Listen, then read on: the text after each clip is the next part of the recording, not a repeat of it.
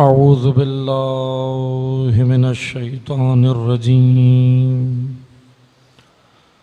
بسم اللہ الرحمن الرحیم الحمد للہ رب العالمین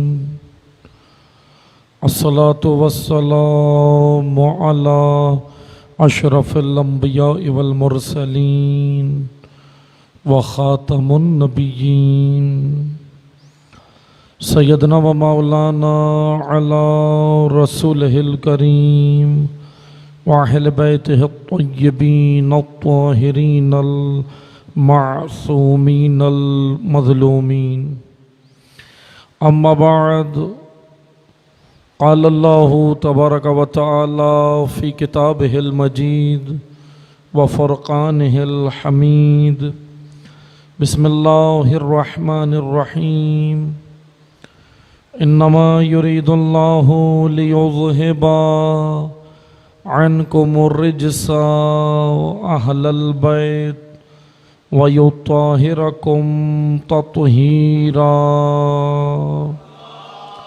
اللہم صلی اللہ اما بعد قال اللہ تبارک و تعالی فی کتابہ المجید وفرقانہ الحمید بسم اللہ الرحمن الرحیم ان الدین عند اللہ الاسلام صدق اللہ العلی العظیم درود پڑھیے محمد و آل محمد پر اللہم صلی اللہ علیہ وسلم۔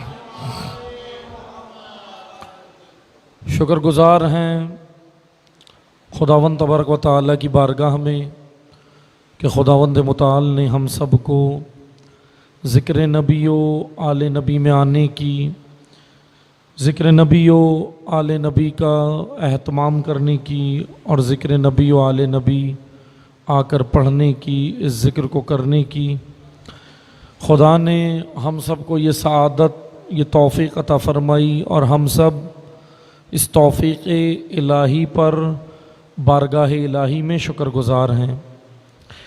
یقیناً کائنات کی سب سے بڑی نعمت آل محمد کا ذکر ہے، اور اسی سلسلے میں خمسہ مجالس کی آخری مجلس ہے اور آپ کی خدمت میں موضوع گفتگو اسلام دین کامل کے عنوان سے آپ کی خدمت میں ہم نے پیش کیا۔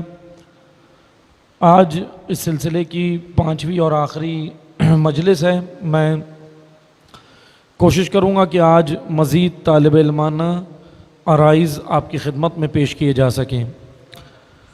خداوند تبارک و تعالیٰ نے دین اسلام کی جامعیت کا اعلان قرآن میں کیا اور بیان کیا کہ یہ دین واضح دین ہے، روشن دین ہے، اس دین کے اندر کچھ ہی نہیں ہے، ٹیڑھا پن نہیں ہے، انحراف نہیں ہے۔ اللہ نے جو دین اسلام نازل کیا وہ دین اسلام دین حکمت ہے، دین عقل ہے، یعنی ایک ایسا دین خدا نے نازل فرمایا جو انسانوں کی عقول اور عقلوں کو خطاب کرنے کے لیے ہے۔ ہم انبیاء کے آنے کا مقصد اگر ہم دیکھیں تو نہج البلاغہ میں حضرت امیر المومنین علی بن ابی طالب علیہ الصلاۃ والسلام اللہم صلی علی محمد، علی علیہ السلام کا فرمان ہے انبیاء کی بعثت کے حوالے سے، یعنی اس خطبے کے ایک حصہ میں آپ کی خدمت میں بیان کروں کہ امیر المومنین فرماتے ہیں کہ انبیاء دنیا میں کیوں آئے، کیا کرنے آئے ہیں۔ انسانوں سے جو انبیاء کا خطاب ہے، انسانوں سے انبیاء کا جو مخاطب ہونا ہے وہ کس اعتبار سے ہے، انسانوں کی کیا چیز انبیاء ابھارنے آئے۔ تو نہج البلاغہ میں امیر المومنین فرماتے ہیں یثیروہم دفاعن العقول، یثیروہم دفاعن العقول، مولا فرماتے ہیں کہ انبیاء کے آنے کا مقصد لوگوں کی دفن شدہ عقلوں کو ابھارنا ہے، لوگوں کی دفن شدہ عقلوں کو ابھارنا ہے. یعنی ہر نبی کا یہی کام ہے، ہر نبی نے یہی کام کیا کہ آ کر لوگوں کے جذبات و احساسات سے خطاب نہیں کیا. دیکھیں، ایک ہمارے وجود کے اندر ہیں جذبات، احساسات، اور ایک ہے عقل. انبیاء نے جذباتی تقریریں نہیں کی لوگوں سے آ کر، کیونکہ اگر انبیاء جذباتی تقریریں کرتے تو پھر زیادہ محنت نہیں کرنی پڑتی. لوگ جلدی جلدی، کیونکہ دیکھیں لوگوں کا مزاج جذباتی ہوتا ہے. اکثریت عوام جو ہوتی ہے، عام انسان جذباتی مزاج ہوتا ہے نا، کیونکہ قرآن کریم خود کہہ رہا ہے کہ انسان بڑا جلد باز ہے. کہہ رہا ہے نا قرآن کہ انسان جلد باز ہے، انسان ساری چیزیں جلدی چاہتا ہے کہ جلدی سے ہو جائیں. حکمت کے تقاضے انسان کے ذہن میں نہیں ہوتے، وہ بس یہ چاہتا ہے کہ فوراً نتیجہ آ جائے. یہ ان کی بات ہو رہی ہے جو تقریباً یہ سمجھیں کہ تمام اکثریت اسی طرح ہے، اکثریت اسی طرح ہے. یہ کسی ایک خاص زمانے کی بات نہیں کر رہا قرآن، کسی ایک خاص زمین کی بات نہیں کر رہا قرآن، کسی خاص نسل کی بات نہیں ہو رہی، کسی خاص ملک کی بات نہیں ہو رہی، عام پبلک کی بات ہو رہی ہے کہ اکثریت لوگوں کی جلد باز ہے. وہ چاہتی ہے بھائی جلدی نتائج آ جائیں. اور چلیں قرآن کی آیت کی جانب ہم بعد میں جائیں. آپ عموماً معاشرے کے اندر اگر دیکھیں تو لوگوں کا یہی مزاج ہے نا، یہی مزاج ہے یا نہیں ہے؟ مثلاً ایکس وائی زیڈ کسی بھی ادارے میں ہوں یا مارکیٹ میں ہوں، کاروبار میں ہوں، دکان پہ ہوں، جاب پر ہوں، دینی ادارے میں ہوں، کہیں بھی ہوں، ہمارے ساتھ ایک مشکل یہ کہ ہم چاہتے ہیں نتیجہ ہمارے ہاتھ میں آ جائے اور فوراً آ جائے. حالانکہ قرآن کریم میں اللہ تعالیٰ نے انسانوں کو کہا کہ نتائج تمہارے ہاتھ میں نہیں ہے، کوشش تمہارے ذمہ ہے. توجہ سنیے گا، کوشش تمہارے ذمہ ہے، نتیجہ میرے ذمہ اللہ نے نہیں رکھا.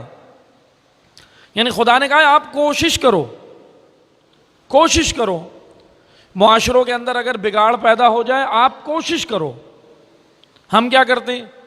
ہم دیکھتے ہیں، ہم ایک اشرا پڑھتے ہیں اصلاح امت پہ، 11ویں دن جب کچھ نہیں ہوتا تو کہتے ہیں بس جی ان کا کچھ نہیں ہونے والا. بیان دے دیتے ہیں نا، کہتے ہیں نا اس قوم کا کچھ نہیں ہونے والا، چھوڑ دو. یہ جذباتی باتیں. اللہ نے آپ سے کب کہا، چاہے اہل منبر ہوں، چاہے اہل محراب ہوں، چاہے اور کوئی طبقہ ہو، خطبہ ہوں، ذاکرین ہو، علماء ہو، عام عوام ہو، اللہ نے آپ سے کب کہا کہ نتیجہ آپ کے پاس؟ خدا نے کہا زندگی بھر کوشش کرو. آپ سے یہ تھوڑی کہا آپ ڈس ہارٹ مت ہوں. عموماً کیا ہوتے ہیں، ہم ڈس ہارٹ ہو جاتے ہیں، دل ٹوٹ جاتا ہے. کوشش کرتے ہیں، محنت کرتے ہیں، لیکن دل ٹوٹ جاتا ہے. اچھا دل جانتے ہیں کیوں ٹوٹتا ہے؟ اس کی وجہ یہ ہے کہ ہم نتائج پہ توجہ رکھتے ہیں، اس لیے دل ٹوٹتا ہے.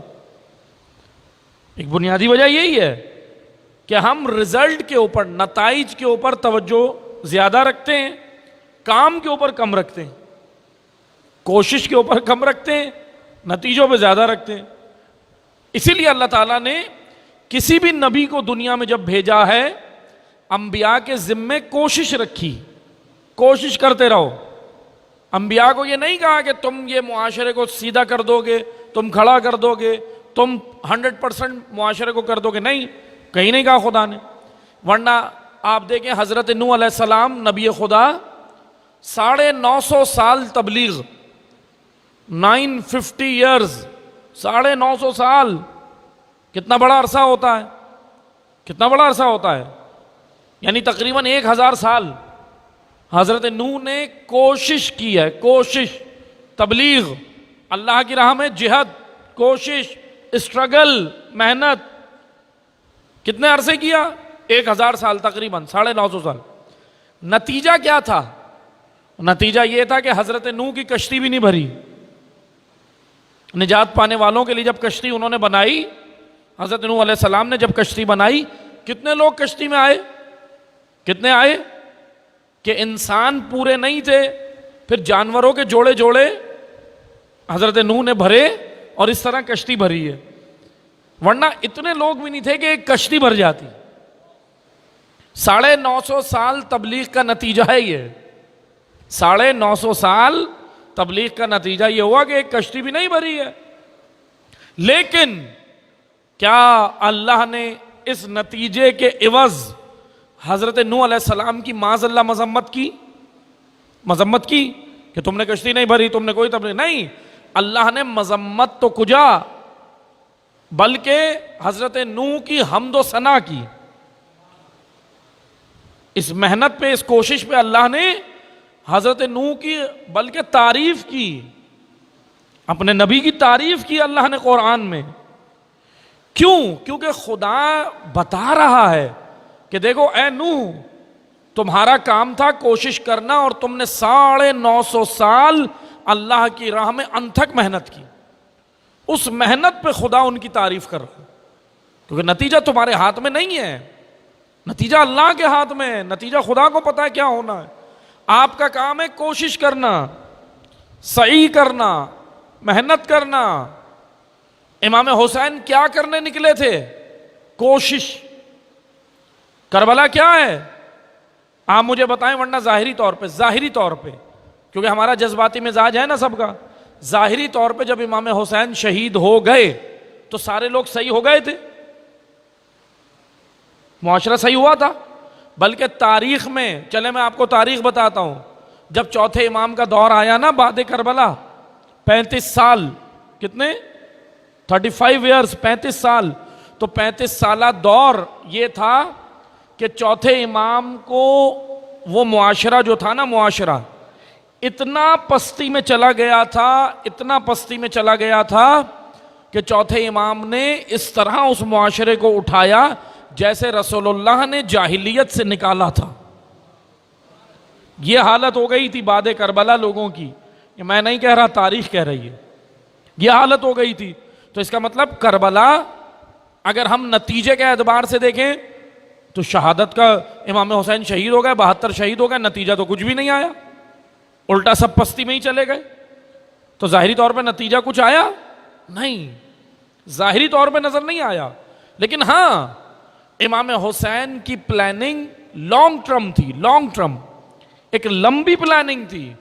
امام حسین نے 2-4 سالوں والا کام نہیں کیا کہ 2 سال میں 2 سالہ کام، 3 سالہ کام، 10 سالہ کام۔ جیسے ہم کوئی منصوبہ بناتے ہیں، کوئی پروجیکٹ بناتے ہیں، ہوتا ہے نا 100 سالہ منصوبہ، جو بلڈر حضرات زمینیں بیچتے ہیں اس کے اوپر لکھتے ہیں نا کہ فلاں اتنا منصوبہ ہے، یہ اتنا منصوبہ ہے، ایک حد ہوتی ہے۔ لیکن امام حسین کا جو منصوبہ تھا ہدایت امت کے لیے، کربلا جانا، یہ چند سالوں کے لیے نہیں تھا، یہ تا قیامت آنے والی نسلوں کے لیے ایک ہدایت ہے۔ کربلا ایک ہدایت کا سمندر ہے تا قیامت آنے والی نسلوں کے لیے۔ اس لیے امام حسین نے 2-4 سالہ پلاننگ نہیں کی تھی کہ معاشرہ 2 سال میں صحیح ہو جائے گا، 4 سال میں نہیں۔ امام حسین کی پلاننگ تا قیامت آنے والی نسلوں کے لیے۔ اس لیے امام حسین کا ذمہ کیا تھا؟ امام حسین کے کاندھے پہ کیا فریضہ تھا؟ کوشش، وہ انہوں نے کی۔ نتیجہ ان کے ہاتھ میں نہیں، نتیجہ اللہ کے ہاتھ میں۔ نتیجہ خدا نے نہ انبیاء کے ہاتھ میں رکھا، نتیجہ نہ معصومین کے ہاتھ میں رکھا، اللہ نے نتیجہ خود رکھا ہے۔ نتائج خدا کو پتا ہے، نتائج خدا کے ہاتھ میں۔ ہاں بس خدا اتنا کہہ رہا ہے کہ کوشش کرو، میری راہ میں نکلو، یعنی اپنا فریضہ ادا کرو۔ جب بھی اسلام پر آنچ آئے، جب بھی اسلام حلال و حرام مکس کیا جا رہا ہو، حق و باطل کی جس معاشرے میں تمیز نہ رہے، تو ہر ایک کا فریضہ ہے کہ کوشش کرے۔ اب آپ کوشش، میں آپ کو چلیں تھوڑا اور جزیات میں جاتا ہوں۔ اب سوال یہ بنتا ہے، ہم مولانا صاحب ہم کیسے کوشش کر سکتے ہیں آج کے دور میں؟ تو آپ کوشش کر سکتے ہیں، آپ جس شعبے میں ہیں، آپ ظلم کے خلاف اگر قلم اٹھانے، اگر آپ لکھنے کے شعبے میں ہیں تو قلم اٹھا کے لکھ سکتے ہیں۔ اگر آپ میڈیا سے تعلق رکھتے ہیں تو وہاں پہ اپنا کردار ادا کر سکتے ہیں۔ اگر آپ تعلیمی اداروں سے تعلق رکھتے ہیں تو وہاں اپنا کردار ادا کر سکتے ہیں۔ یعنی ہر شعبے میں جہاں بھی آپ رہتے ہیں، جہاں بھی آپ جاب کرتے ہیں، جہاں بھی آپ جاتے ہیں ہر ایک کا فریضہ ہے کہ معاشرے کے اندر جب بھی فساد برپا ہو، کربلا ہمیں یہ ذمہ داری دے رہی ہے کہ کوشش کرو. اچھا، کوشش کرنے والے کے ذمہ ایک اور اللہ نے کوشش کرنے والے کی نفسیات اور سائیکی جو ہے خدا نے وہ اس طرح رکھی، کہا کہ دیکھو کوشش کرو، یہ بھی مت دیکھو کہ میں اکیلا ہوں. اکثر ہمارا جو عزم و ارادہ توڑتی ہے نا جو چیز، وہ یہ ہوتی ہے کہ میرے ساتھ کون ہے. نہیں، صرف یہ اپنے ذہن میں رکھو کہ تمہارے ساتھ خدا ہے. امام حسین کے ساتھ کون تھا؟ 60 ہجری جب امام حسین نے قیام کیا، کون تھا؟ کتنے لوگ تھے ساتھ؟ اکثریت تو امام کے ساتھ تھی نہیں، اکثریت نہیں تھی نا بھائی. ہزاروں کی آبادی میں سے صرف 72 کربلا آ رہے ہیں، اکثریت تو تھی نہیں ساتھ. امام حسین نے سوچا کہ میرے ساتھ کتنے؟ نہیں، امام حسین کے ذہن پہ بس ایک ہی چیز تھی کہ اللہ میرے ساتھ ہے. اور جس کے ساتھ خدا ہو تو پھر اس کو کسی کی پرواہ کیا ہوتی ہے. اس لیے کیا خوبصورت جملے ہیں دعائے عرفہ میں امام حسین نے کہے کہ پروردگارا، جس نے تجھے پا لیا اس نے کھویا کیا ہے، اور جس نے تجھے کھو دیا اس نے پایا کیا ہے نا حقیقت یہ بھائی. جس نے تجھے پا لیا اس نے پھر کھویا کیا؟ بس خدا مل گیا تو سب کچھ ہے. اور اگر ساری دنیا میرے قدموں میں ہے مگر خدا نہیں ہے تو پھر کیا فائدہ ان نعمتوں کا، کیا فائدہ پوری دنیا کا. اس لیے اپنے ہمارا انسان کا عزم و ارادہ جو چیز توڑتی ہے وہ تعداد بھی توڑتی ہے کہ تعداد، کوانٹٹی، کتنے لوگ ہیں میرے ساتھ. اس لیے دین اسلام نے کبھی بھی معیار کوانٹٹی کو قرار نہیں دیا، بلکہ الٹا قرآن کریم نے کیا کہا؟ وَلَكِنَّ أَكْثَرَ النَّاسَ لَا يَعْلَمُونَ. اکثریت تو جانتی نہیں ہے، اکثریت عقل نہیں رکھتی، اکثریت سوچتی نہیں ہے. اکثریت سے مراد عام عوام.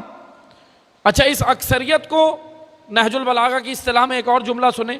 مولا علی نے وہ اکثریت جو بغیر سوچے سمجھے کسی کے بھی پیچھے چلی جاتی ہے، شعور نہیں رکھتی یا اپنا ذمہ ادا نہیں کرتی. درود پڑھیے.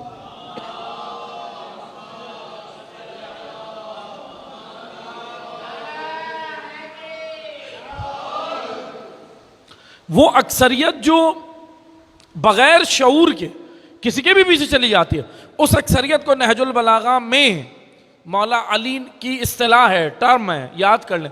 مولا علی نے کہا ہے ہمجن رعا. ہمجن رعا اس بکریوں کے بچوں کے ریوڑ کو کہتے ہیں جو ایک ساتھ کہیں جا رہا ہوتا ہے مگر ایک دوسرے کے پیچھے بھیڑ چال کی طرح چل رہا ہوتا ہے.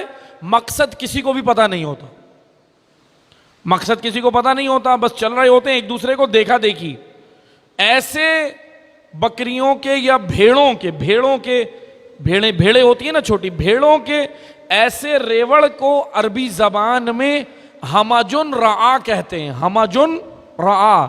اچھا، امام نے بکریوں کے ریوڑ کے لیے جملہ نہیں کہا. امام نے کہا کہ اے کمیل، لوگ 3 طرح کے ہیں. جناب کمیل جن سے دعائے کمیل مندو کہا اے کمیل، لوگ 3 طرح کے ہیں. ایک عالم ربانی جو اللہ کی خاطر عالم ہے، دوسرے سبیل نجات پہ چلنے والے طالب علم، اور تیسرا ہمجن رعا. امام نے کہا اے کمیل، یا تو عالم بنو یا طالب علم بنو ورنہ ہمجن رعا بن جاؤ گے. ہمجن رعا بن جاؤ گے، تمہیں بنانے کی ضرورت نہیں ہے، ہمجن رعا خود بنو گے. یا تو عالم بنو یا طالب علم بنو. طالب علم سے مراد، اچھا اب یہ نہیں طالب علم سے مراد مولا کہہ رہے ہیں کہ سب مدرسے جاؤ پڑھنے، نہیں. طالب علم سے مراد علم کی جستجو اپنے وجود میں رکھو، سیکھو، حاصل کرو، شرماؤ نہیں. سب سے زیادہ مذمت امیر المومنین نے ان لوگوں کی ہے جو علم حاصل کرنے میں شرماتے، سیکھتے نہیں ہیں. عمر کی کوئی قید نہیں ہے، سیکھیں. جس ایج میں بھی پہنچ جائیں، جس عمر میں پہنچ جائے، سیکھیں. آپ سے چھوٹا اگر آپ کو سکھائے کوئی بات نہیں، برا ماننے کی ضرورت نہیں ہے. اپنی وسعت قلبی بڑھائیں، کوئی بات نہیں، اس کو مجھ سے زیادہ پتہ ہے. سیکھنے میں کوئی حرج نہیں. اس لیے سیکھیں. علم کے بغیر زندگی نہیں ہے. بلکہ عرفا یعنی جو عارف ہیں خدا کے بندے، وہ تو یہ کہتے ہیں کہ جتنے طالب علمی کے سال ہم نے استاد کی بارگاہ میں گزارے اتنے سال ہم زندہ ہیں، باقی مردہ ہیں. علم کے بغیر مردہ ہے انسان. حقیقت یہی ہے، علم کے بغیر مردہ ہے.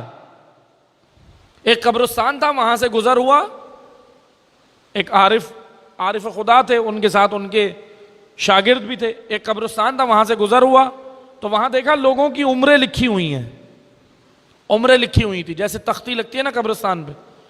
ہمارے یہاں بھی قبرستان بنے ہوئے تختی لگی ہوتی ہے. تختی کے اوپر کیا لکھا ہوتا ہے کہ تاریخ ولادت بھی لکھ دیتے ہیں بعض لوگ اور تاریخ وفات بھی لکھ دیتے ہیں.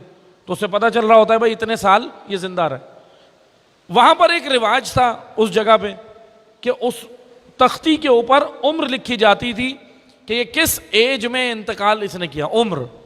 اچھا، کسی کی لکھی تھی 2 سال، کسی کی لکھی تھی 5 سال، کسی کی لکھی تھی 6 سال، کسی کی لکھی تھی 10 سال. 10 سے اوپر کوئی تھا ہی نہیں. 10 سال سے اوپر کوئی تھا ہی نہیں. تو جو شاگرد تھے ان عارف خدا کے کہنے لگے کہ آغا یہ تو بتائیں کہ یہاں کیا سب یہ بچے مرے ہیں؟ یہاں کوئی بڑا نہیں مرتا، جوان نہیں مرتا، یہاں سے بچے مرتے ہیں. تو کہنے لگے کہ نہیں، معاملہ اس طرح نہیں ہے. یہ جو ان کی عمریں لکھی ہوئی ہیں 2 سال 10 سال سے اوپر کوئی نہیں ہے، 5 سال، یہ ان کی طبیعی زندگی کی عمر نہیں ہے، یہ ان کی طالب علمانہ زندگی کی عمر ہے. کہ جتنے عرصے انہوں نے علم حاصل کیا، کسی نے 2 سال کیا ہے، کسی نے 5 سال، کسی نے 3 سال، کسی نے 8 سال، کسی نے 10 سال. تو ان کی وہ عمر لکھی ہوئی ہے جو انہوں نے شعور کے ساتھ گزاری، اور جو جہالت کے اندھیروں میں گزاری. یہاں رواج ہے کہ یہ لوگ اپنے آپ کو جہالت کے اندھیروں میں مردہ شمار کرتے، زندہ شمار کرتے ہی نہیں ہیں. اور حقیقتاً ایسے عزیزان محترم، آئیں میں آپ کو ایک حدیث، کیونکہ موضوع بھی ہے اور مناسبت بھی ہے، کہ حضرت امام حسن عسکری علیہ الصلوۃ والسلام کی حدیث ہے. اللہم صلی علی محمد وعلی. امام کی تھوڑی سی میں زندگی بتاؤں، کیونکہ آخری مجلس ہے تو میں نے کوشش کرنی ہے کہ تاکہ مولا کے حوالے سے بھی 11ویں امام کے حوالے سے مختصر سا ذکر آپ کی خدمت میں کروں. امام کی حدیث ہے، بڑی خوبصورت حدیث ہے. عبادتوں کے بارے میں امام فرماتے ہیں عبادت کیا ہے. مولا سے پوچھا مولا عبادت کیا ہے؟ تو امام نے کہا لیست العبادۃ کثرۃ الصلاۃ والصوم. صرف زیادہ سے زیادہ نماز اور روزہ ہی عبادت نہیں ہے. اچھا توجہ سنیے گا، مولا کے کہنے کا مقصد یہ نہیں ہے کہ معاذ اللہ ہم یہ سمجھیں کہ بھائی نماز اور روزہ نہیں عبادت ہے. نہیں، امام کہہ رہے ہیں کہ نماز روزہ عبادت ہے، مگر جو لوگ سمجھتے ہیں کہ عبادت کا دائرہ صرف اتنا ہے وہ غلطی پر ہیں. عبادت اور بھی ہے، اور بھی ہے. اور سب سے بڑی عبادت امام عسکری علیہ السلام کیا کہہ رہے ہیں، 11ویں امام کیا کہہ رہے ہیں؟ توجہ سنیں مولا کے جملے. لیست العبادۃ کثرۃ الصلاۃ والصوم. زیادہ سے زیادہ کثرت کے ساتھ نماز اور روزہ ہی خالی عبادت نہیں ہے، بلکہ انما العبادہ التفکر فی امر اللہ. اللہ کے امور میں غور و فکر کرنا سب سے بڑی عبادت ہے. امور الہی سے مراد علم، یعنی مولا کیا کہنا چاہ رہے ہیں اس حدیث میں؟ علم حاصل کرنا سب سے بڑی عبادت ہے، سب سے بڑی عبادت ہے. اسی لیے توجہ سے سنیں، توجہ سنیں. روایات میں ذکر ہوا ایک عابد سے بڑا مقام ایک عالم کا ہے. میں نہیں کہہ رہا، روایتیں کہہ رہی ہیں. عالم کا مقام کیوں زیادہ ہے؟ کیونکہ وہ غور و فکر کرے گا، معرفت ہوگی. ایک عابد عبادت تو کرے گا لیکن ضروری نہیں کہ معرفت کے ساتھ کر رہا ہو. بہت سارے عابد ایسے ہیں جن کی عبادت میں عرفان نہیں ہے، معرفت نہیں ہے. لیکن عالم اگرچہ 2 رکعت بھی پڑھے گا جانتا ہوگا، اس لیے معرفت کے ساتھ پڑھے گا، اس لیے کہ عالم کا مقام زیادہ رکھا. بلکہ چلیں بات آ گئی ہے تو میں بتاتا چلوں. ماہ رمضان آتی ہے، شب قدر آتے ہیں، 3 شب قدر آتی ہیں نا. آپ اعمال کرتے ہیں، اعمال میں کیا کرتے ہیں؟ اعمال میں مستحب دعائیں بھی ہیں، جس میں سے ایک ہے دعائے جوشن کبیر. دعائے جوشن کبیر پڑھی جاتی ہے، دعائے کمیل بعض جگہ پڑھی جاتی ہے، دعائے توسل پڑھی جاتی ہیں. 2 رکعت نماز شب قدر کی ہوتی ہے. ٹھیک ہے، آپ لوگ بجا لاتے. شہید مطہری رحمۃ اللہ علیہ، شہید مطہری کا نام سب نے سنا ہوگا. شہید مطہری ایک بڑے برجستہ شخصیت. شہید مطہری سے جب لوگ پوچھتے تھے کہ آپ شب قدر میں کون سا ذکر یا کون سی عبادت سب سے زیادہ افضل سمجھتے ہیں یا کیا کرتے ہیں شب قدر میں، 3 راتوں میں رمضان کی جب شب قدر آتی ہے تو وہ کون سا ذکر، کون سا ورد، کوئی ایسی بات آپ ہمیں بتائیں تاکہ ہم بھی وہ کریں. تو شہید مطہری جانتے کیا کہتے تھے؟ شہید مطہری کہتے تھے میں تینوں شب قدر میں کتاب کا مطالعہ کرتا ہوں، اسٹڈی کرتا ہوں. اب اندازہ کریں، کیونکہ پھر شہید مطہری نے کہا اس لیے میں اسٹڈی کرتا ہوں، مطالعہ کرتا ہوں کہ وہ جو رات ہوتی ہے نا وہ خدا کا ایک خاص لطف ہے. عام راتوں میں جو پڑھتا ہوں، جو مطالب میرے ذہن پہ کھلتے ہیں وہ عام راتوں کے لطائف الگ ہیں. شب قدر میں جب میں پڑھتا ہوں تو میرا طالب علمی کا سفر تیز ہو جاتا ہے، یعنی میرے مطالب ذہن پہ اور زیادہ تیزی سے کھلتے ہیں، میں اللہ کی معرفت اور زیادہ حاصل کر سکتا ہوں شب قدر میں. تو شب قدر کا شہید مطہری کے بقول شب قدر کا سب سے بہترین عمل اسٹڈی، مطالعہ، کتاب پڑھتے تھے. کہہ رہے میں سب سے زیادہ اس میں گزارتا ہوں وقت اپنا. اور عزیزان محترم، علم، توجہ سنیں، بس میں گفتگو کو سمیٹوں گا کہ امام کیا کہہ رہے ہیں، امام عسکری علیہ السلام کیا کہہ رہے ہیں؟ التفکر فی امر اللہ، اللہ کے امور میں تفکر کرنا، غور و فکر کرنا سب سے بڑا علم ہے. یعنی دین اسلام دین عقل ہے، دین لاجک ہے، دین حکمت ہے. لیکن ستم ظریفی یہ ہوئی کہ اسلام سے بنو امیہ نے عقل نکالی. یہی تو کیا تھا. کیا کیا بنو امیہ نے؟ عقل، لوگوں کی عقلوں پہ بینڈ لگایا، لوگوں کو کہا کہ سوچنا نہیں، جو کچھ ہے بس اللہ کی جانب سے. آج آپ دیکھ لیں بہت سارے لوگ موجود ہیں، نظریات کیا رکھتے ہیں، کیا کر رکھتے ہیں نظریات؟ غلطیاں خود کرتے ہیں، کہتے ہیں بس جی جو ہو گیا جو اللہ کی جانب سے. میں آپ کو ایک مثال دیتا ہوں. یہ سوچ، یہ تفکر بنو امیہ کا ہے، یعنی عقلوں پہ بینڈ لگانا، پابندی لگانا. مثلا میں آپ کو مثال دیتا ہوں، آپ رشتہ کرتے ہیں، گھروں میں رشتہ کرتے ہیں نا، جوان بچے بچیوں کا رشتہ کرتے ہیں، لڑکے لڑکیوں. اچھا، رشتہ کرنے میں آپ معیار کیا ڈھونڈتے ہیں؟ معیار کیا رکھتے ہیں رشتہ ڈھونڈنے میں؟ معیار یہ ہوتا ہے جب آپ اپنی لڑکی کا رشتہ کرتے ہیں، کسی لڑکے کو دیکھتے ہیں تو معیار یہ ہوتا ہے اس کی جاب کیا ہے، کتنا کماتا ہے، گاڑی کتنی ہے، بنگلہ کتنا ہے، بینک بیلنس کتنا ہے. معیار یہ ہوتا ہے نا. اچھا، آپ جو معیار دیکھتے ہیں لڑکے کے وجود میں کچھ نہیں دیکھتے، یہ سب اس سے جڑی ہوئی چیزوں کو دیکھتے ہیں. اپنا وہ خود کیا ہے، انسان بھی ہے یا نہیں، یہ تو نہیں دیکھتے. دیکھتے ہیں کہ انسان بھی ہے یا نہیں؟ نہیں دیکھتے ہیں اس کے ساتھ کتنی چیزیں جڑی ہوئی ہیں، جائیداد، پراپرٹی، یہ وہ، ویل سیٹل، صحیح ہے، شجرا، سب چیزیں دیکھ لیں.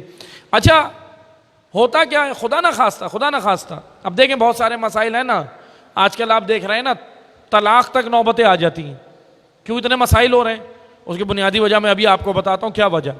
اچھا، جب خدا نہ خواستہ نوبت یہاں تک آ جائے، نہیں سیٹل ہو رہے معاملات، نہیں چل رہے، طلاق تک نوبت آ گئی.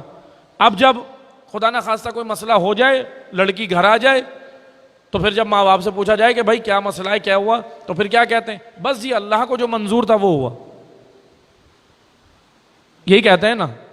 آپ مجھے بتائیں معذرت کے ساتھ، رشتہ کرتے وقت اسلام، دین اسلام سے پوچھا تھا کہ لڑکے میں کیا ہونا چاہیے؟ نہیں پوچھا تھا. تو پھر اللہ پہ کیوں ڈال رہے ہیں، خدا پہ کیوں ڈال رہے ہیں؟ اچھا، اگر اچھا ہو جائے تو کہتے ہیں دیکھا میں نے کیسا ڈھونڈا داماد، دیکھا یہ میں نے ڈھونڈا. اچھا ہو جائے، وہ کہتے ہیں نا کہ مثلا کیا کہتے ہیں، اگر صحیح نشانے پہ تیر لگ جائے، کیا کہتے ہیں، اچھا ہو جائے تو کہتے ہیں دیکھا یہ میں نے ڈھونڈا تھا. پھر فخر کرتے ہیں. پھر خدا نہیں، پھر خدا یاد بھی نہیں آتا، بھول جاتے. اور اگر غلط ہو جائے تو کہتے ہیں بس ہم کیا کر سکتے ہیں، یہ تو بس جو لکھا تھا، جو اس کے نصیب میں لکھا تھا، توجہ سنیے گا، نصیب اگر سمجھنا ہے تو چھٹے امام سے سمجھیں اور 11ویں سے. وہ جو پیچھے مزداؤں کے پیچھے بسوں کے پیچھے نصیب لکھا ہوتا ہے ان سے نہیں سمجھیں. ڈرائیور اور کنڈکٹروں سے دین نہیں سمجھیں، نصیب نہیں سمجھیں کہ بس جی جو نصیب میں لکھا تھا آپ سمجھیں. نہیں، نصیب خدا نے ایسے لکھا ہی نہیں جو ہم سمجھتے، یہ نصیب نہیں ہے. عقل دے کے خدا نے اختیار دیا، دنیا میں بھیجا اور کہا کہ خدا نے زبردستی ہمیں کسی راہ پہ ڈالا نہیں. عقل دے کے کہا ہے کہ دنیا میں خدا نے نصیب لکھ کے نہیں بھیجا، نصیب بنانے بھیجا ہے. توجہ ہے، عقل جو دی ہے نا آپ کو مجھے، نصیب بنانے بھیجا ہے. جاؤ بناؤ اپنا نصیب. ایک طرف حسین ہے، ایک طرف یزید ہے، ایک طرف خدا کا راستہ ہے، ایک طرف شیطان کا راستہ ہے. عقل ہے، جاؤ بناؤ اپنا نصیب، ارادے سے بناؤ، اختیار سے بناؤ. خدا زبردستی تمہیں نہ حسینی بنائے گا نہ زبردستی یزیدی بنائے گا، خود بنو گے. اب چلیں وہی بات، ابھی بات یہ چل رہی تھی نا بھائی، رشتہ جب ہم دیکھ رہے تھے تو اس وقت ہم نے دین سے نہیں پوچھا لڑکے میں کیا ہونا چاہیے، پوچھا ہی نہیں ہم نے اپنے معیارات کہ بھائی جاب ہونی چاہیے، اتنی تنخواہ ہونی چاہیے، اتنی سیلری ہونی چاہیے، اتنا گھر میں اتنے افراد ہونے چاہیے، گھر اتنا بڑا ہونا چاہیے، گاڑی اتنی ہونی چاہیے، کھیت اتنے ہونے چاہیے، زمینیں اتنی ہونی چاہیے. ایسا ہی ہے نا. اب جب ہو گیا رشتہ خدا نہ خواستہ خراب ہو گیا تو پھر کہتے ہیں بس جو اللہ کو منظور. نہیں، یہ اللہ کو منظور نہیں تھا. اللہ کو جو منظور تھا، سنیں، اللہ کے حبیب نے کہا جب اپنی بچیوں کا رشتہ کرو تو لڑکے میں 2 چیزیں دیکھو. رشتہ کرتے وقت یہ 2 چیزیں، 2 کوالٹی لڑکے میں دیکھو. اگر ہے تو کر دو. پراپرٹی نہیں دیکھو، جائیداد نہیں دیکھو، بینک بیلنس نہیں دیکھو. 2 چیزیں دیکھو لڑکے میں. ایک، دیندار ہو، پابند ہو، اللہ کا بندہ ہو، نماز صوم و صلات کا پابند ہو. ایک یہ دیکھو دیندار ہو، دوسرا غیرت مند ہو. بس توجہ سے سنیں. اب میں غیرت کی وضاحت کرتا ہوں. آپ نے لڑکے کو دیکھ کے شادی کی، اس کا دھن دولت سب کچھ دیکھ کے شادی کر دی. خدا نے خواستہ بعد میں ختم ہو گیا، بزنس اچھا تھا، جب شادی کی تو بڑا بزنس مین تھا. شادی کے بعد ہو سکتا ہے اچھے برے حالات ہوتے ہیں نا. مثال کے طور پہ کرونا آ گیا، کتنے لوگوں کے کاروبار تباہ ہوئے کرونا میں. آفتیں آ جاتی ہیں نا. چلو اب وہ اس کا بزنس ختم ہو گیا، خدا نہ خواستہ اگر ایسا ہو گیا، ٹھیک ہے، اب اس کا سب کچھ ختم، اب تو کچھ ہے ہی نہیں اس کے بعد. لیکن سوال یہ کہ اس کے وجود میں غیرت ہے یا نہیں، یہ تو ہم نے دیکھی ہی نہیں تھی. اللہ کے حبیب نے کہا تھا غیرت مند دیکھنا. اللہ کے حبیب نے بڑا خوبصورت پاسورڈ دیا.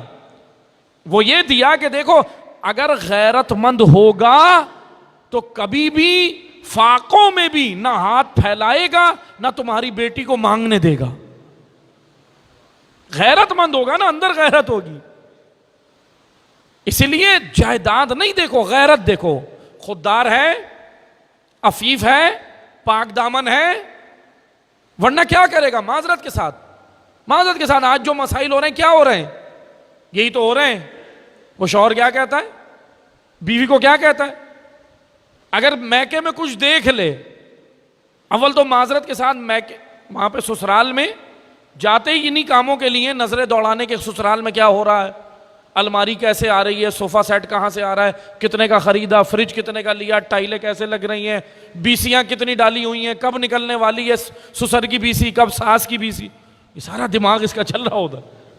اتنا دماغ اگر اپنے کام پہ لگائے، فوکس کرے تو یہ مسائل نہ ہو.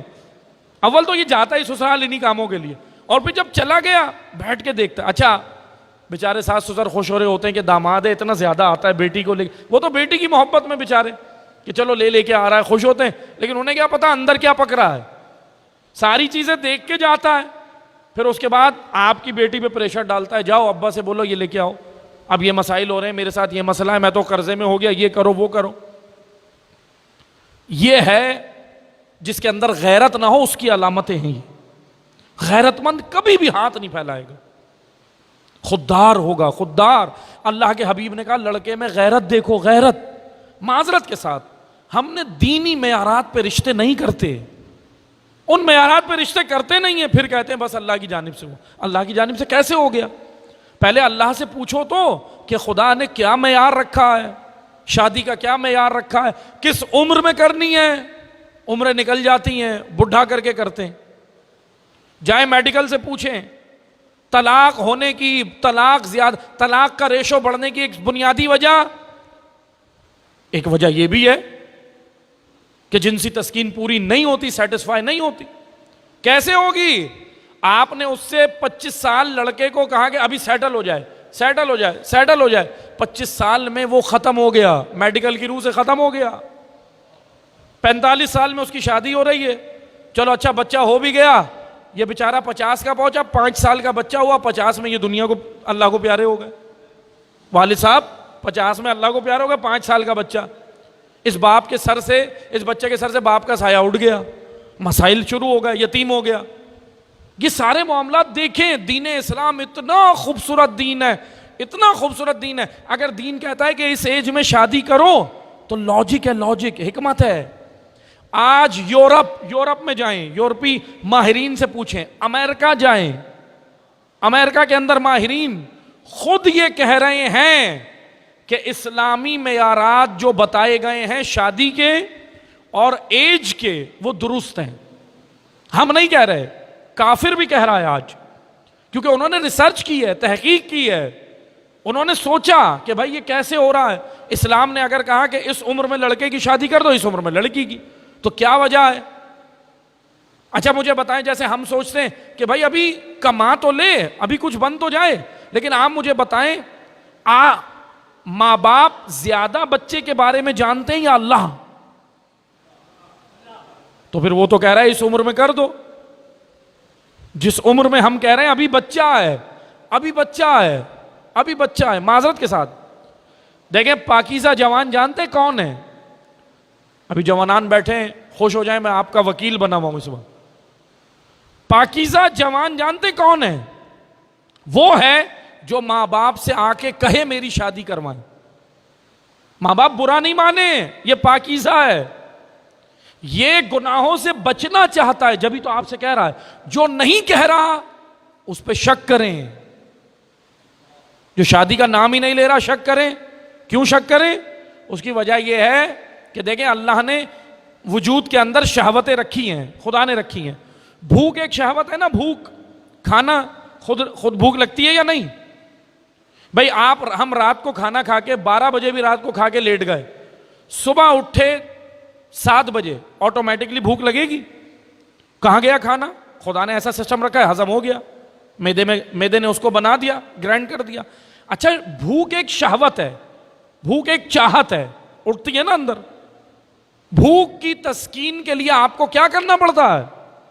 کھانا، گندم، اناج، روٹی۔ آپ مجھے بتائیں، اسی طرح بھوک کے ساتھ اور جنسی شہوتیں بھی ہیں۔ توجہ سے سنیں، میں ایک مثال دیتا ہوں۔ اگر جوان لڑکا گھر آیا، ماں کہتی ہے بیٹا کھانا کھاؤ، روٹی بنی ہوئی ہے، کہتی ہے نا ماں کھانا کھاؤ، روٹی کھاؤ۔ جوان لڑکا کہتا ہے نہیں بھوک نہیں ہے، جھوٹ کہہ رہا ہے، یہ بھوک نہیں ہے، کبھی اس کی بات میں نہیں آئے۔ کیوں؟ بھوک کیسے نہیں ہے؟ اللہ نے تیرے اندر بھوک رکھی ہے، کیوں نہیں ہے؟ کھانے کے وقت بھوک کیوں نہیں ہے؟ تو 2 وجہ ہوں گی، توجہ سے سنیں۔ اگر اس کو بھوک نہیں ہے تو 2 وجہ ہیں، یا تو باہر سے کھا کے آیا ہے، یا تو کھا کے آیا ہے، یا معدہ خراب ہے، معدے میں کوئی پرابلم ہے، ہاضمہ صحیح نہیں ہو رہا، ڈاکٹر کو دکھاؤ۔ 2 ہی وجہ ہے نا، یا تو پیٹ بھرا ہوا ہے یا معدہ خراب ہے۔ عزیزان محترم، جو جوان بالغ ہو گیا، شادی کے قابل ہو گیا، شادی کا نام نہیں لے رہا، تو والدین خوش نہ ہو، بڑا شرمیلا اور بہترین بچہ ہے میرا، نہیں، اللہ نے شہوت رکھی ہے۔ سوچیں کیوں نہیں لے رہا نام؟ کہیں پر اپنی شہوتوں کو مٹا رہا ہے، کہیں پہ یہ تسکین دے رہا ہے، اور اس گناہ کے ذمہ دار والدین برابر کے ہیں، برابر کے ہیں۔ یہ میں نہیں کہہ رہا، روایتیں کہہ رہی ہیں۔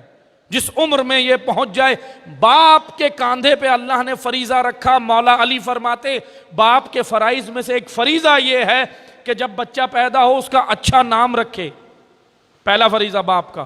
اچھا نام رکھے، دوسرا اس کی تربیت کے لیے اچھا انتظام کرے، تربیت کے لیے۔ مولا نے یہ نہیں کہا صرف کھلاتے رہو اسے، صرف یہ سوچو آج چکن کھائے گا کل بیف کھائے گا پھر بکرا لاؤں، نہیں، وہ ساری چیزیں اس کی ضرورت ہیں، وہ چیزیں کھلائیں بدن کی، لیکن تربیت پہ فوکس کریں۔ پھر اس کے بعد جب وہ بالغ ہو گیا، شادی کے قابل ہو گیا، تو مولا کہہ رہے ہیں اب اس کی باپ کا ہی فریضہ ہے کہ اس کی جنسی شہوتوں کو، شہوانی شہوتوں کو اور اس کے وجود کے تقاضوں کو باپ پورا کرے۔ یہ فریضہ ماں باپ کا ہے۔ بس عزیزان محترم، معاشرے میں بے راہ روی کی سب سے بڑی وجہ یہی ہے کہ ہم اپنا فریضہ ادا نہیں کر رہے۔ جہاں ہم نے اپنا فریضہ ادا کرنا تھا یا جس مقام پہ کرنا ہوتا ہے وہاں ہم شارٹ کٹ ڈھونڈ لیتے ہیں۔ بس عزیزان محترم، اسلام دین لاجک ہے، دین عقل ہے۔ اگر عمر شادی کی بتائی اس کے اندر بھی عقل، اگر نکاح کا حکم دیا اس کے اندر حکمت ہے۔ قرآن کی آیت پہ آپ کا ایمان ہے یا نہیں ہے؟ ہونا چاہیے۔ خدا کہہ رہا ہے قرآن کی آیت جہاں نکاح کا ذکر ہوا نا، فن کے ہو، نکاح کرو، اسی آیت میں اللہ نے آخر میں لکھا، آخر میں بیان کیا اسی آیت میں، کہا کہ اگر تم غریب ہو میں تمہیں غنی بنا دوں گا۔ اب بتائیں ذرا کیوں نہیں ہے ایمان؟ وہ ذات واجب الوجود جو میرا مالک ہے، میرا رب ہے، وہ وعدہ کر رہا ہے کہ نکاح کرو، اگر فقیر ہے تو غنی بنا دوں گا۔ لیکن ہم کیا کہتے ہیں؟ پہلے غنی بن جاؤں، غنی بنتا ہے اور پھر باقی سب ختم ہو جاتا، پھر اس قابل نہیں رہتا شادی کے۔ یہ اب تو یہ میں نہیں کہہ رہا، جائیں ڈاکٹروں سے پوچھیں، میڈیکل سے پوچھیں کتنے نقصانات ہیں، کتنے نقصانات ہیں۔ معذرت کے ساتھ پھر ہوتے جانتے کیا ہے؟ بس میں ایک جملہ اور سن لیں، میں ذکر مصائب پہ رہا ہوں، پھر کہتے ہیں جانتے معاشرے میں کیا ہوتا ہے؟ پھر معاشرے میں یہی مسائل پیدا ہوتے ہیں، ہم جنس پرستی عام ہوتی ہے۔ کیا ہو رہا ہے یہ آج دیکھ لیں آپ، ہم جنس پرستی ایسی بڑی لعنت ہے، یہ اتنی بڑی لعنت ہے، اللہ نے قوم لوط پہ عذاب نازل کیا۔ ہم جنس پرستی جانور بھی نہیں کرتے، جانور بھی جو اللہ نے جوڑیاں بنائی ہیں آپس میں مقارنت کرتے ہیں، مباشرت جوڑیوں میں کرتے ہیں۔ ہم جنس پرستی جانور نہیں کرتا، لیکن یہ انسان اتنا گر گیا کہ ہم جنس پرستی تک آ گیا۔ بہت بڑا گناہ ہے یہ، زنا سے بڑھ کر گناہ ہے، زنا سے بڑا گناہ ہم جنس پرستی ہے۔ اب خدا نہ خواستہ یہ نہیں سمجھیے گا کوئی زنا کو جواز نہیں مل رہا، زنا اپنی جگہ بڑا گناہ ہے، اس سے بڑھ کر ایک اور گناہ ہم جنس پرستی۔ ہم جنس پرستی، بدن بھی بیمار، بیماریاں جو پھیل رہی ہیں آپ کیا سمجھتے ہیں؟ انہی وجہ سے تو پھیل رہا ہے۔ زنا اور ہم جنس پرستی سے جتنی بیماریاں، آپ جا کے ماہرین سے پوچھیں، امریکہ میں اس وقت، یہ میں نہیں کہہ رہا، ماہرین کی رپورٹ ہے، امریکہ میں کینسر کے کیسز تیزی سے بڑھ رہے ہیں۔ امریکہ میں کینسر کے کیسز تیزی سے، ماہرین سے پوچھا کیا وجہ ہے؟ اب ملٹیپل وجوہات ہیں، بہت ساری وجوہات ہیں، کہہ لیں گے اس میں سے ایک بڑی وجہ ہومو سیکچولیٹی، ہم جنس پرستی، خود کہہ رہے ہیں اور اتنے خبیث ہیں، کہہ بھی رہے ہیں، پروموٹ بھی کر رہے ہیں،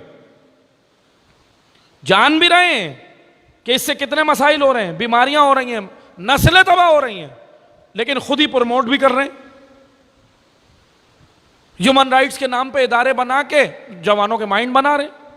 کراچی کے اندر یونیورسٹیز، کراچی کی یونیورسٹیز کی رپورٹ میں آپ کو بتا رہا ہوں، یہیں چند سال پہلے ہومو سیکچولیٹی پہ باقاعدہ لیکچرز دیے جا رہے ہیں، پروموٹ کیا جا رہا ہے، یہیں کراچی کے اندر یونیورسٹیز کے اندر ہوا ہے، میڈیکل یونیورسٹیز کے اندر۔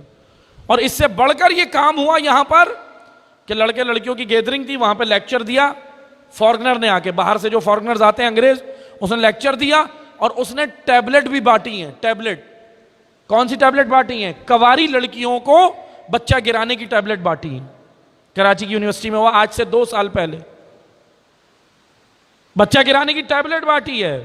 اور لیکچر جانتے ہیں اس نے کس چیز پہ دیا ہے؟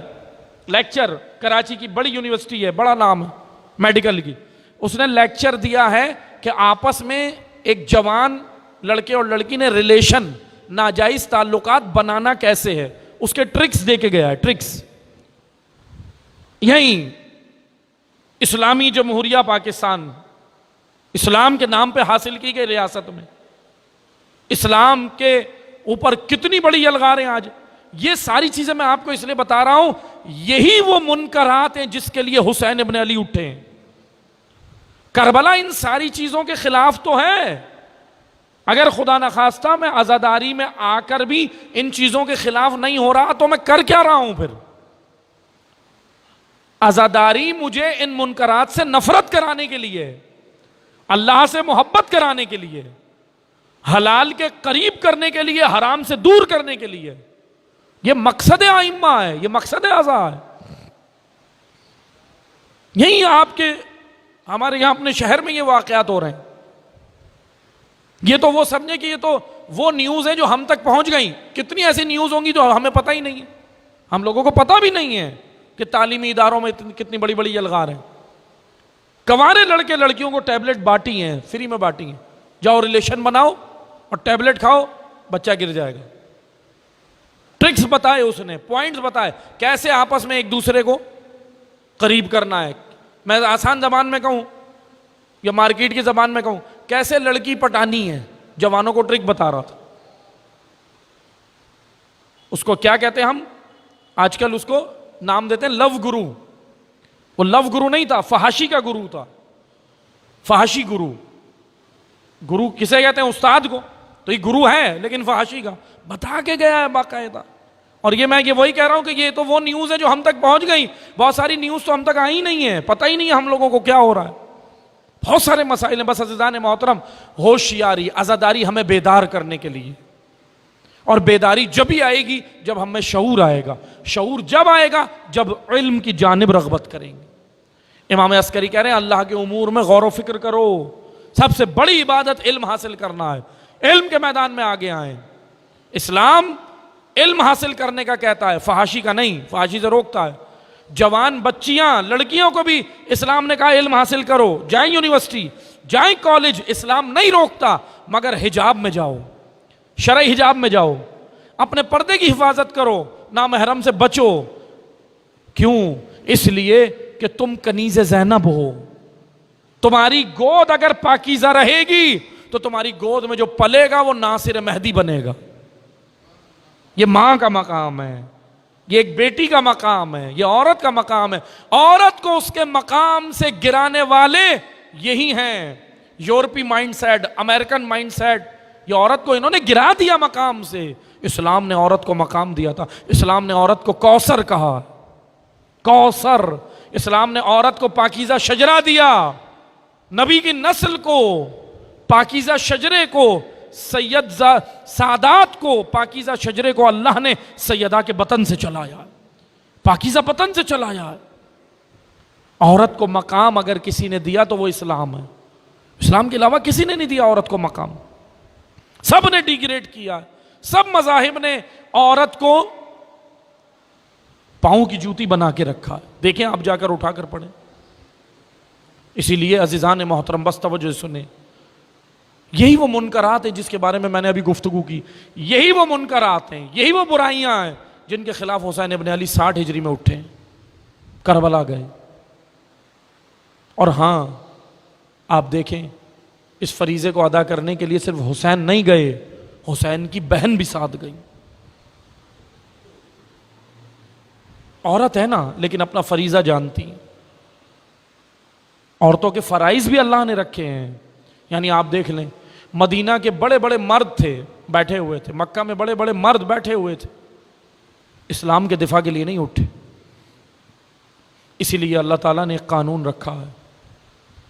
اسلام بچانے کے لیے عورت یا مرد شرط نہیں رکھی، اندر غیرت شرط رکھی. ہو سکتا ہے یہ غیرت مرد میں مر جائے، عورت میں زندہ رہے. اس لیے عورت کا بھی فریضہ ہے کہ اسلام بچانا. آپ دیکھیں بچایا. ہمارا سلام کربلا کی ماؤں پر. کتنی عظیم ہیں یہ کربلا کی مائیں. جناب ام لیلہ پر سلام، ام رباب پر سلام، ام کلثوم پر سلام. اور سننا عزادارو، سب سے بڑھ کر اس پر سلام جو اب لٹ کر مدینہ آ گئی ہے۔ اجرکم اللہ، علی کی بیٹی پر ہمارا سلام، ثانیہ زہرا پر ہمارا سلام، اجرکم اللہ۔ بس عزادارو، یہ وہ ایام ہیں کہ نبی کی نواسی مدینہ آئی ہے، لیکن ہاں عزادارو، جب مدینہ سے نکلی تھی نا، بس چند جملے مصائب کے سنیے گا، میں زیادہ طویل نہیں پڑھوں گا، لیکن گریہ جانتے ہو کس طرح کرنا؟ عزادارو، گریہ ایسے کرنا جیسے ابو بصیر کو امام باقر کہتے تھے۔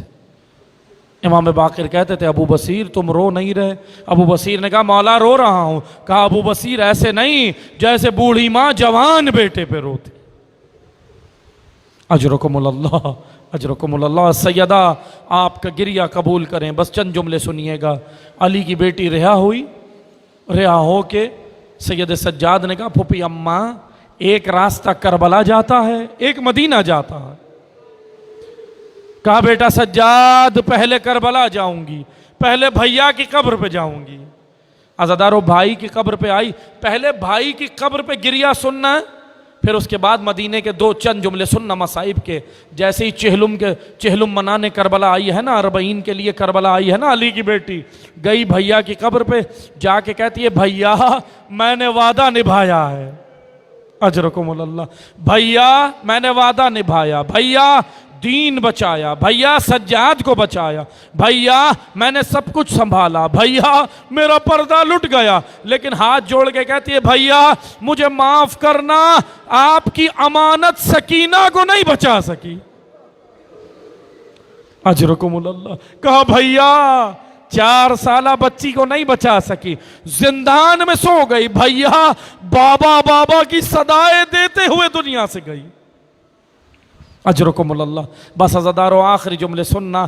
کربلا سے جب ودا ہوئی نا، اب مدینہ چلی ہے، مدینہ میں کاروان پہنچا، کاروان حسینی مدینہ پہنچا۔ سننا عزادارو، بشیر نے ندا کہی مدینہ والوں حسین کا قافلہ آ گیا۔ سننا، منظر سنو گے، مدینہ والے نکل آئے، گھروں سے نکل آئے کہ حسین کا کارواں آیا ہے، حسین کا قافلہ آیا ہے۔ مدینہ والے کہتے ہیں جب ہم نکل کے آئے ہم سمجھے علی اکبر بھی ہوگا، عباس بھی ہوں گے، سب ہوں گے، لیکن جب ہم نے دیکھا سوائے ایک مرد کے کوئی مرد نہیں بچا تھا، سوائے ایک مرد کے کوئی نہیں تھا، سید سجاد تھے۔ ہاں عزادارو سننا، ایک ماں بھی مدینہ میں نکل آئی حسین کے قافلے کا سن کے۔ سنو گے یہ کون ہے؟ یہ 4 بیٹوں کی ماں ہے، اس کو ام البنین کہتے ہیں، ام البنین کہتے ہیں۔ عباس کی ماں آ گئی، آنے کے بعد زینب سے لپٹ کے گریہ کیا۔ زینب نے کہا اماں، مصائب بیان کیے، اماں 70 قدم کے فاصلے سے بھائی ذبح ہوتے دیکھا۔ اجرکم اللہ۔ عزادارو سنو گے، دیکھو جناب زینب نے گریہ تو کیا تھا، کربلا میں بھی کیا تھا، کوفہ میں بھی کیا تھا، شام میں بھی کیا تھا، لیکن آپ اندازہ کر سکتے ہو نا کہ جب انسان کے دل پہ اتنے مصائب ہوں، گریے پہ پابندی ہو، روکا جاتا تھا، اذیتیں دی جاتی تھی جب بیویاں روتی تھی، تو اتنے کٹھن حالات میں جب ایک ذرا تصور کرو، جب کوئی اپنا جاننے والا سامنے آتا ہے، جب کوئی عزیز آتا ہے تو اس کی حالت کیا ہوتی ہے، اس کی کیفیت کیا ہوتی ہے۔ ہاں عزادارو سنو، وہ منظر یاد کرو، سوچو، محسوس کرو کہ جب علی کی بیٹی جب پہنچی اور سامنے جب ام البنین آئی تو جب دیکھ کر گریہ کیا تو کیا عالم ہوگا۔ ہاں عزادارو، جب سب کچھ بتا چکی نا تو ام البنین نے رو کر آقا زادی کے ہاتھوں کو پکڑا اور ہاتھ جوڑ کے کہا بی بی یہ بتا میرا عباس کہاں تھا؟ کہا اماں عباس نے وفا کی ہے، عباس نہر علقمہ بازو کٹا کے سو گیا۔ اماں اگر عباس ہوتا تو میری ردا نہیں چھنتی، اماں میرے پردے کا محافظ پانی لینے گیا، اشقیاں نے تیروں سے بازو قلم کر دیے۔ ہاں عزادارو، جب ام البنین سے مل چکی نا تو بس آخری جملے سننا، اب آئی قبر نبی پر، بس ہو گئی گفتگو تمام، 2 جملوں میں گریہ کر لو، سیدہ آپ سے راضی ہو، سیدہ آپ کا گریہ قبول کرے، بس 2 جملے سننا۔ جب قبر نبی پہ پہنچی نا، قبر نبی پہ آ کر جب گریہ کیا، راوی کے جملے سنو گے، راوی کہتا ہے 2 بار مدینہ میں لرزہ آیا، 2 بار قبر نبی لرز گئی. کہا کب؟ کہا جب ایک بار نبی کی بیٹی قبر نبی پہ روتی اور ایک جب علی کی بیٹی قبر نبی پہ روئی. کہا کیا منظر تھا؟ کا منظر یہ تھا، نبی کی بیٹی قبر نبی پہ آئی، آ کر کہتی ہے نانا اکبر کے کلیجے کا پرسا، نانا علی اصغر کے ننھے گلے کا پرسا، نانا عباس کے بازوؤں کا پرسا. اور آخری جملے سنو، قبر نبی لرز گئی، خون بھرا کرتا نکال کے رکھا، نانا اس نواسے کا پرسا کہ جس گلے پہ آپ بوسا دیتے تھے 13 ضربوں سے گلا کاٹا. نانا آپ کی نواسی کے بازوؤں کو باندھا گیا. نانا جب میں کمر اٹھاتی تھی 4 سالہ بچی کا گلا میرے اسی رسی سے بندھا تھا. بچی چلا کے کہتی تھی پھوپھی اماں میرا گلا دکھتا ہے، پھوپھی اماں.